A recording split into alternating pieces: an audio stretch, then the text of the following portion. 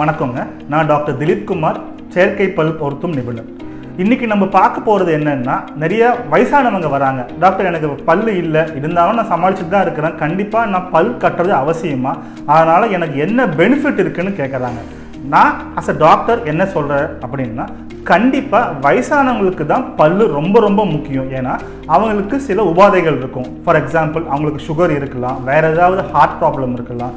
அவங்களுக்கு தான் ஊட்டச்சத்து ரொம்ப ரொம்ப அவசியம். அந்த ஊட்டச்சத்து எங்கேருந்து கிடைக்கும்? நம்ம ரெகுலராக சாப்பிட்ற சாப்பாடை மென்று முழுங்கினா மட்டும்தான் நம்மளுக்கு தேவையான சத்து போகும்.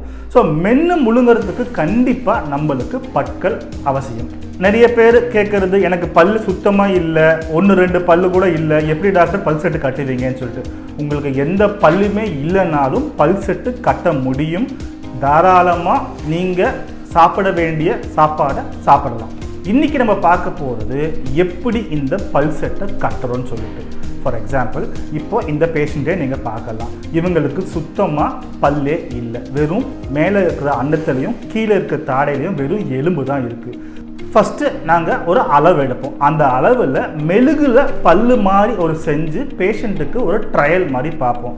இந்த ட்ரையல் எதுக்குன்னா, மேல் பல்லு எவ்வளோ அளவு இருக்கணும், கீழ்ப்பல்லு எவ்வளோ அளவு இருக்கணும்னு சொல்லி எங்களுக்குன்னு ஒரு கணக்கு இருக்குது. அதை பார்க்கறதுக்காக அந்த கடிமானத்தில் பற்களை அவங்களே சூஸ் பண்ண சொல்லுவோம். அவங்களுக்கு நார்மலான பிளாஸ்டிக் பல்லு போதுமா, இல்லை செராமிக் பல்லு வேணுமான்னு சொல்லிட்டு. ஸோ அந்த பல்லை அவங்களுக்கு ஏற்ற மாதிரி வச்சு அவங்களுக்கு ஒரு ட்ரையல் மாதிரி காட்டுவோம்.